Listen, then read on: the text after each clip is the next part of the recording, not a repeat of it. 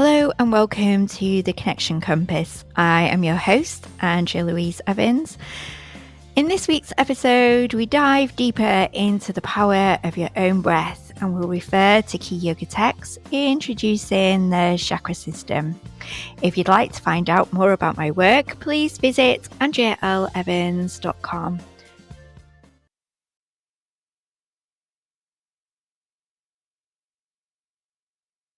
So today we're going to do a deeper dive into the power of your own breath. Last week, we made that connection with our breath and ourselves. And this week, we're going to make that experience richer. Remember, the Connection Compass is a journey and travels deep into the layers of the human existence. In this world of high ideals and expectations, the fast-paced nature and the constant feed of news and noise with the pressure to speak, look, and behave in specific ways leads to a complete destruction of who we truly are.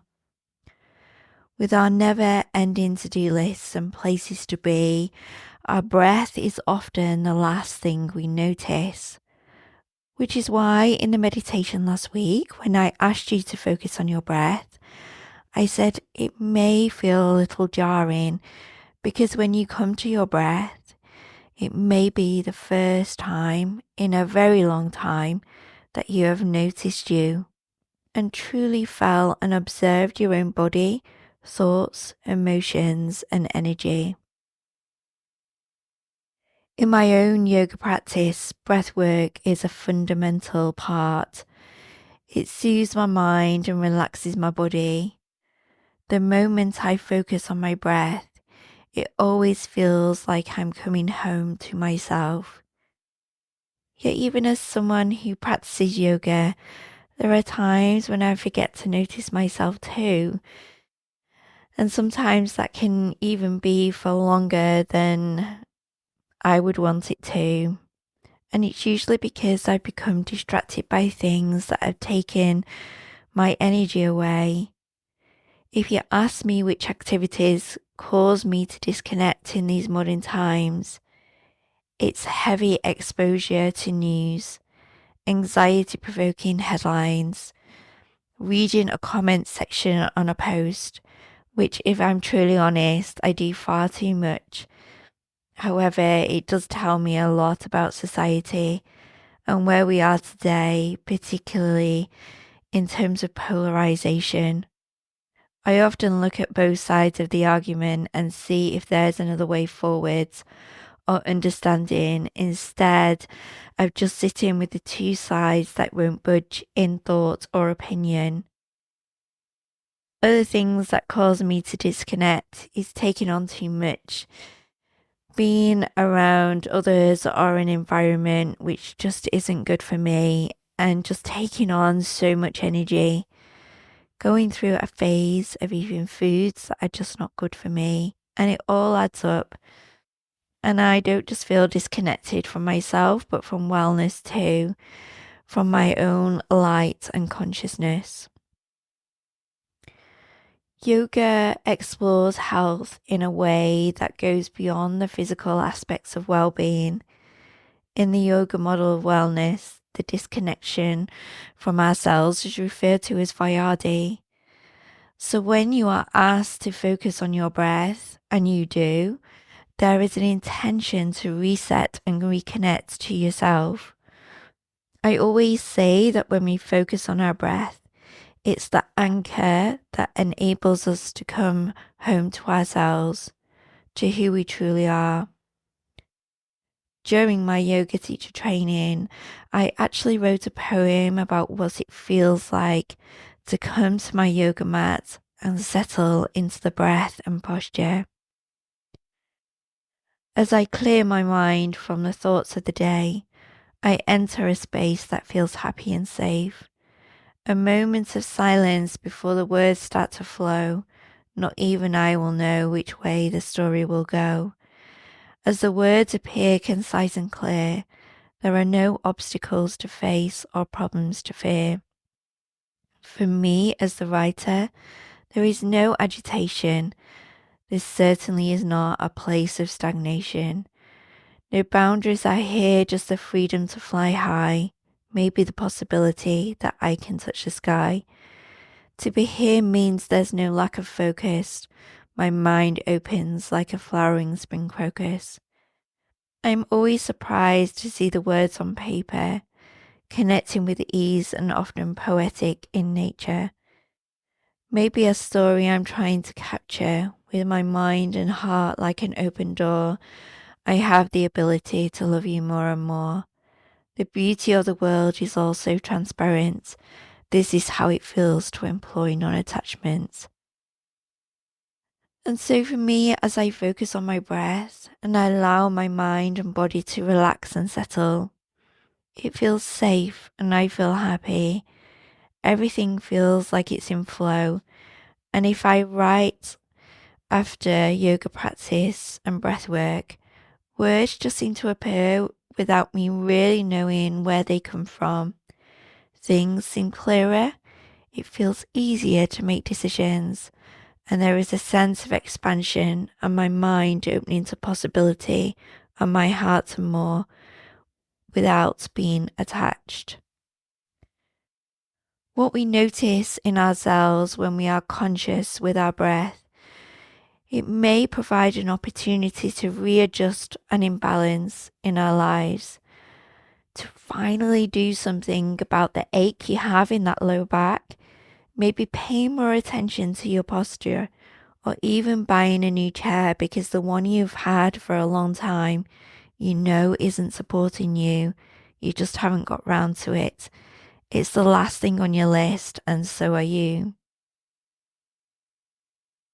But you know that buying the chair is going to support you in your work. It's going to support and prevent musculoskeletal injury in the long term.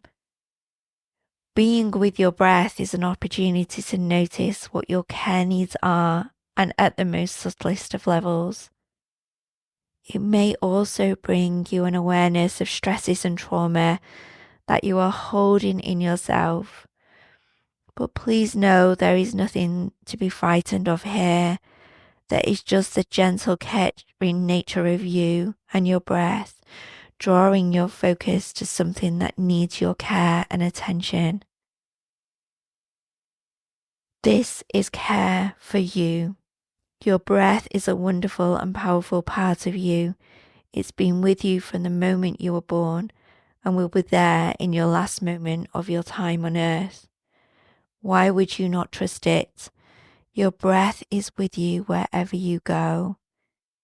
And if you lost your breath, it means that you lose everything that you have. Your breath is the most intimate connection that you will have with yourself.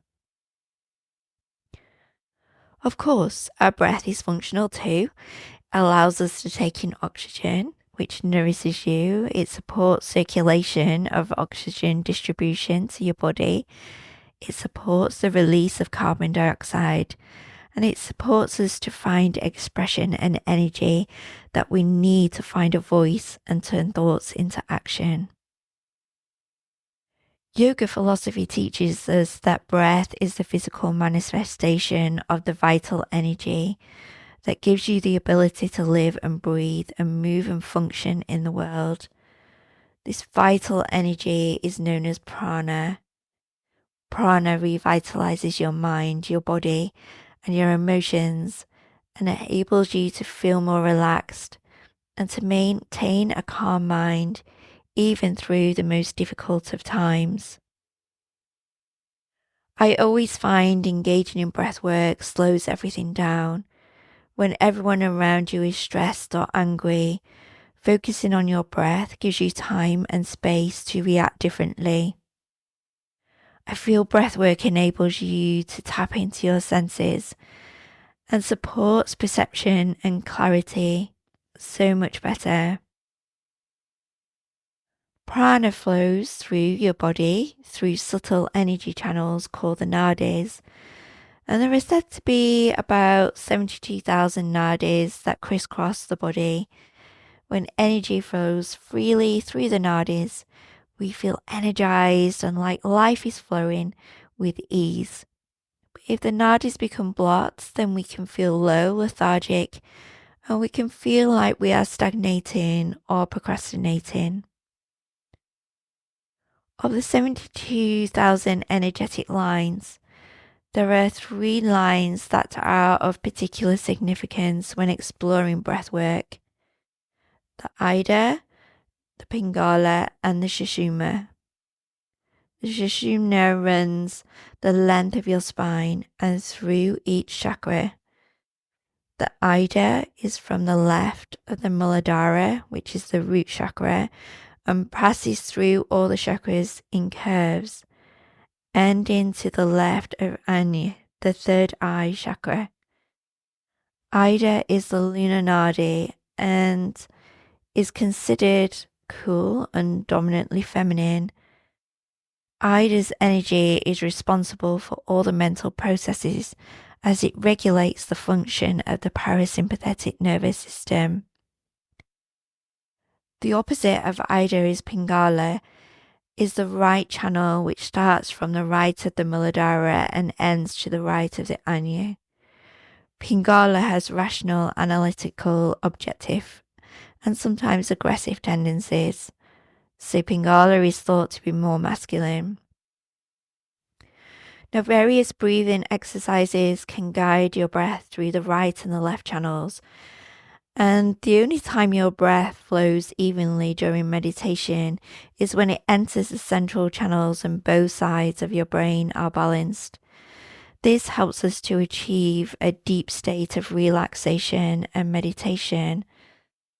An example of a breath work that would be used here is Anuloma Viloma, or you may know it as the alternate nostril breathing, which directly works on the Ida and Pingala, settling the parasympathetic and the sympathetic nervous system, bringing them into balance. When you are under pressure or feel worried, your muscles tighten and your pace of breath increases and becomes shallow. A bodily response of your body preparing for fight or flight. Modern life pressures can contribute to this response. Breathwork is the antidote to the fight or flight, returning your body systems to a restful state. As well as easing physical tension, deep breathing can increase clarity of thought and helps to calm the noise of a busy mind. It promotes the sense of groundedness in challenging situations and enables you to react calmly to difficult situations. Breathwork enhances your resilience and mental flexibility, which leads to a feeling of calmness and empowerment. Now, the points where the nadis meet, they form a junction known as chakra. Chakra is Sanskrit for wheel, and you might visualize this as a wheel, as a whirling ball of energy. The more nadis intersect, the more likely your energy highways are to become blocked, which is why many breathing techniques aim to clear energy junctions so that prana can flow freely again. There are 7 major chakras on the Sushumna, your central energy channel around the crown of your head, also around your forehead, through your heart, solar plexus, lower abdomen, and around the base of the spine. Each one is associated with a different type of emotion and quality of the mind, and also function. As at the base of your body is the Muladhara, the root chakra. This is associated with the element earth. This holds Kundalini energy, which is waiting to be awakened. This chakra also relates to building a solid foundation. When the chakra is balanced, life will flow and we are able to move forwards relaxed with a high energy. But unbalanced, we can experience fear and stagnation. In your lower abdomen, you will find the Svadhisthana, sacral chakra, a center for emotions and creativity. This holds the element of water, and in balance, we will go with the flow and explore life and all it has to offer.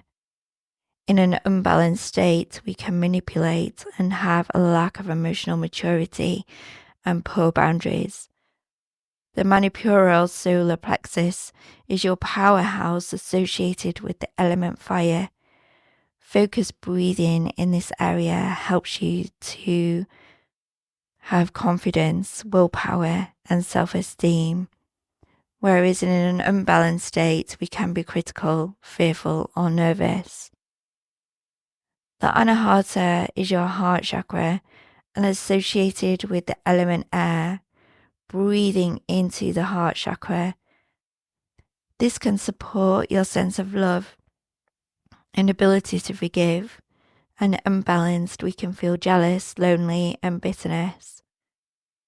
The Visuddha is your throat chakra and is associated with the element ether or space.